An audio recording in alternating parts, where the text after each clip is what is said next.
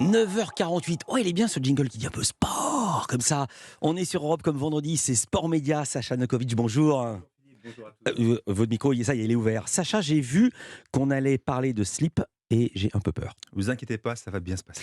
Alors, pour commencer, on va revenir sur l'actualité du sport et des médias. Cette semaine, vous avez constaté que l'élection présidentielle brésilienne s'invitait dans le monde du foot, à moins que ce soit l'inverse. J-9, Philippe, il reste 9 jours maintenant avant de savoir qui de Bolsonaro, le président sortant, ou de Lula, l'un de ses prédécesseurs, sortira vainqueur de l'élection présidentielle au Brésil. Et les footballeurs usent des médias pour tenter de faire pencher la balance d'un côté ou de l'autre. Avant le premier tour, remporté par Lula, c'est Neymar qui avait affiché le premier son soutien au candidat d'extrême droite Bolsonaro dans une vidéo publiée sur ses réseaux sociaux, suivie quand même par plus de 180 millions de personnes. Depuis, la star du PSG subit une foudre de critiques. Avant, c'était les anonymes, mais depuis cette semaine, c'est le candidat Lula en personne qui a asséné un petit tacle dans l'émission podcast Flow. Neymar a le droit de choisir qui il veut comme président, mais il craint que si je gagne les élections, je découvre que Bolsonaro lui a pardonné sa dette fiscale. C'est pour ça qu'il a peur de moi. Oula. Oui, une sortie quand même entendue par 1 million d'auditeurs, record de l'émission, et qui n'arrange pas l'image de Neymar, puisqu'en 2015, c'est vrai, la star du foot avait été accusée d'évasion fiscale dans son pays pour un montant de 35 millions d'euros, ramené 2 ans plus tard à un petit million et demi d'euros. Sauf qu'une élection de Lula pourrait remettre cette affaire fiscale sur le tapis. Voilà pourquoi le clan Neymar afficherait un tel soutien à Bolsonaro. Alors, il n'est pas le seul à s'engager dans la campagne. D'anciens joueurs passés par la France ont également pris position, cette fois en faveur de Lula et notamment dans les médias français. À l'image de Juninho, l'ancienne star de l'OL, il y a quelques semaines sur RMC, il dénonçait la souffrance du peuple brésilien et pensait même pouvoir convaincre Neymar de changer d'opinion. Il y a certains qui connaissent beaucoup Bolsonaro, ils choisissent parce que ils vont avec, c'est leur caractère, mais il y a d'autres qui malheureusement, et je suis persuadé, si on discute avec Neymar, porte fermée, 10 minutes, je pense qu'il va comprendre les choses. Et voilà, et lundi soir, c'était la cérémonie du Ballon d'Or, vous l'avez forcément vu sur la chaîne L'Équipe. Ouais. Et c'est Rai, l'ancien joueur du PSG, qui remettait un trophée. Il a profité de l'événement diffusé quand même dans 162 pays pour adresser ce message. Et on pense aussi à mon pays, qui a une décision importante là à la fin du mois pour un monde meilleur. Et on sait de quel côté Socrates serait. Donc on serait tous derrière lui. C'est important non seulement pour le Brésil, mais c'est important pour le monde entier. Socrates, immense joueur brésilien. Voilà, très engagé notamment. Ouais. Et Rai a conclu ces quelques mots par le sigle L sur le front, comme Lula évidemment, et un tweet du candidat l'a remercié pour ce soutien en Mondovision. Bolsonaro, lui, ne peut plus compter sur les anciens joueurs qu'il avait pourtant soutenus il y a 4 ans. Ils sont beaucoup plus discrets aujourd'hui. Quant à ceux de la sélection brésilienne qui vont jouer la Coupe du Monde dans un mois maintenant, ils auraient signé un pacte pour ne pas afficher publiquement leurs opinions.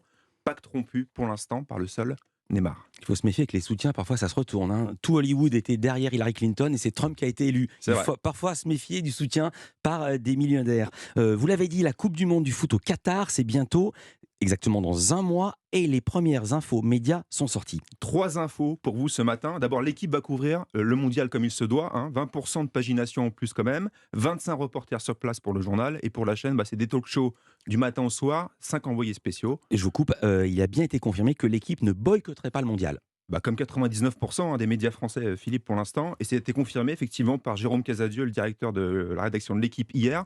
Il a dit, au même titre que nous sommes allés en Russie en 2018 et en Chine pour les derniers JO d'hiver, on ira aussi au Qatar pour témoigner de ce qui s'y passe. S'il y a des problèmes liés aux enjeux exposés, sociaux, environnementaux ou sur l'accueil du public, on en parlera. Vous avez vu, juste un mot, après la diffusion de compléments d'enquête, le Qatar a décidé d'interdire qu'on filme les conditions de vie des habitants. Sous-entendu, des travailleurs qui vivent à 8 dans un gourbi. Oui. Ils sont expliqués en disant qu'on n'avait pas le droit de filmer la vie privée, ce qui est le cas pour tout le monde. Exactement. Deuxième info, c'est Beansport, donc chaîne franco-qatarienne. On imagine effectivement que ces enjeux-là ne seront pas abordés. En revanche, ils ont détaillé leur dispositif. Ils seront bien sur place à Doha, dans les grands studios du groupe, avec des personnalités qu'on a l'habitude en revanche d'entendre. Arsène Wenger, Marcel Desailly, Luis Fernandez, eux, c'est 64 matchs et l'intégralité de la compétition. Et troisième et dernière info Coupe du Monde. TF1 de son côté, on le sait, c'est 28 affiches en clair, mais une nouvelle voix en bord de pelouse pour accompagner le duo qu'on connaît bien, Margoton, Lizarazu, notamment pour les matchs des Bleus. Depuis 2012, on avait l'habitude d'entendre ce monsieur. Didier, qu'est-ce qu'on dit à ces joueurs qu'on surdomine, mais qu'on n'arrive pas à ouvrir la marque? Frédéric Kellange, l'intervieweur de Didier Deschamps notamment, mais la chaîne a décidé de miser sur une jeune recrue en provenance d'Amazon, Saber Defarge, dès le mondial. Et pour l'instant, TF1 n'a pas confirmé l'info, mais moi oui. Donc vous pouvez valider. Alors, je valide. Et on passe à mon inquiétude du jour, ce que j'ai lu sur ma feuille. Mon slip était trop petit, signé Sacha Nokovic. Pas de révélation intime. Rassurez-nous. Il y a les enfants qui nous écoutent aussi parfois, surtout en podcast. Je porte pas de slip, donc c'est réglé. Ah bah non, on n'a dit pas de révélation intime. Allez-y, Sacha. Oui, c'est le titre du livre, vous l'avez dit tout à l'heure, qui est sorti ces derniers jours. Le sous-titre, c'est simple, c'est les plus belles excuses des mauvais perdants. Alors, on connaissait les phrases toutes faites des footballeurs, hein, l'important, c'est les 3 points, on avait à cœur d'eux, etc., etc. Bref. Bon, là, on se marre avec des excuses un peu à la noix, rassemblées par nos confrères Manuel Tissier et Christophe Duchiron. Il y a le Lasagna-Gate, le Roux de l'infortune ou encore État-sueur. Alors, racontez-nous l'histoire du slip trop petit. Ok, bon, on est en 1992, un tournoi de tennis en Zambie. 2 joueurs locaux s'affrontent, d'un côté Lytton Enderfuel et Muzumba Baiwala de l'autre. Le jeune Lytton s'incline et va livrer 2 justifications dingues à un journaliste du Times. Il m'a battu parce que mon slip était trop serré, voilà le fameux slip, et parce que quand il servait, il pétait. Oh non. Et oui, il m'a fait perdre ma concentration pour laquelle je suis connu à travers toute la Zambie. Et puis après, il se lâche, il va dans l'insulte. Bouela est un homme stupide et un joueur sans espoir. Il a un nez énorme, il louche, les filles le détestent. Bref, la grande classe. Non mais attends, c'est pour ça qu'il a perdu.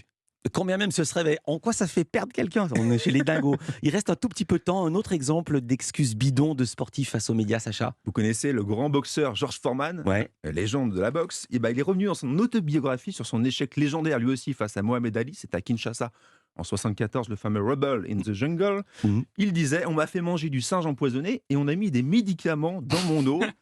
Et réplique évidemment de Mohamed Ali quelques semaines plus tard: il y avait un médicament bien pire quand il est monté sur le ring. Voilà l'histoire. Bim, second KO. Fly like a butterfly. Yes. Mon slip était trop petit. L'éditeur, c'est lequel? Solar. Solar. Merci beaucoup, Sacha Nokovic. On vous retrouve vendredi prochain. Et d'ici là, on peut évidemment vous lire dans l'équipe. Merci d'avoir été avec nous.